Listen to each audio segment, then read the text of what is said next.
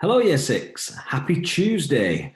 I hope you found our measurements and choosing the most appropriate units of measure okay yesterday. Thank you to all those children that have sent in their learning. I'm here again just to talk you through Tuesday's learning. So let's go.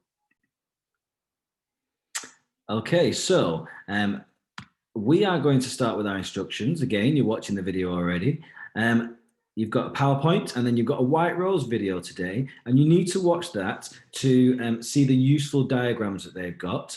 Then I'd like you to try and think back to the Gategno chart that you used last week, excuse me, multiplying and dividing by 10, 100 and 1,000, because that will be useful for today. If you've got notes on that at home, you might want to dig those out. Then there's the questions. And as always, I didn't mention this yesterday, please make sure at the top of your learning that you're doing the date, the learning intention, which is at the top of this PowerPoint, and that's all underlined just like you would do in school. And as usual, look out for your top tips. So here's the link to the video. We'd like you to have a watch of that. And these are the diagrams that I'm talking about. Keep an eye on those. They are very, very helpful, and they link to the Gategno chart that we used last week.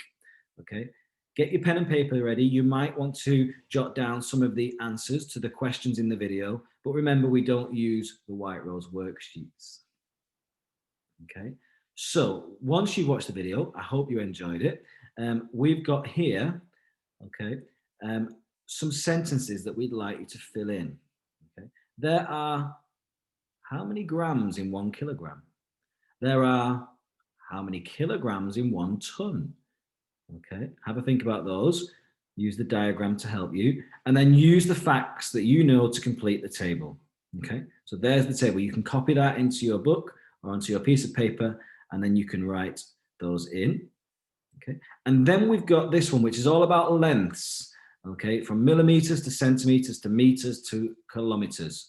Okay, you're going to use what you know and this diagram to help you, and the video, okay, to say how many centimeters is 44,000 millimeters. Okay, so I know that there's 10 millimeters in 1 centimeter. Think about how that works. And I know that then that there are 100 centimeters in 1 meter. Okay, keep going. Moving on, we'd then like you to label these arrows. Now, if you want to, you can draw this scale out. Okay, you've got millimeters on the top and centimeters below. Now think back to your decimals last week. If you've got 1 centimeter here and you've got 0 there, what is half as a decimal? Because that's going to help you. And also you can look, oh, if it's 5 millimeters, well, I know that to change over here, top tip, to change from millimeters to centimeters, you need to divide by 10.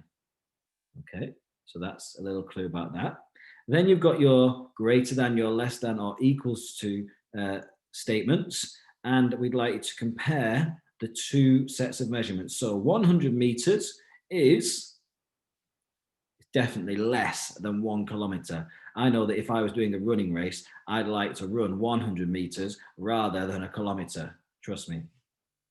Now, last part of this, you've got a few challenges. You've got Mo that thinks 12,000 grams is greater than 20 kilograms because 12,000 is greater than 20.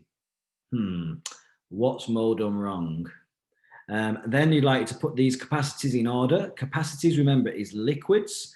Okay, you might want to get your measuring jug out and some bowls and see if you can actually visualize and see how much these liquid amounts are.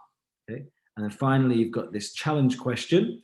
Okay, a shop sells 1 litre of bottles of water for 99p each. 300 milliliter bottles of water are on offer at 8 bottles for £2. And Whitney, she wants to buy 12 litres of water.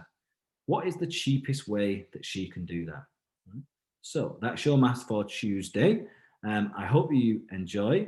And if you get stuck, remember to go back to your White Rose video or email us for some help. Bye-bye.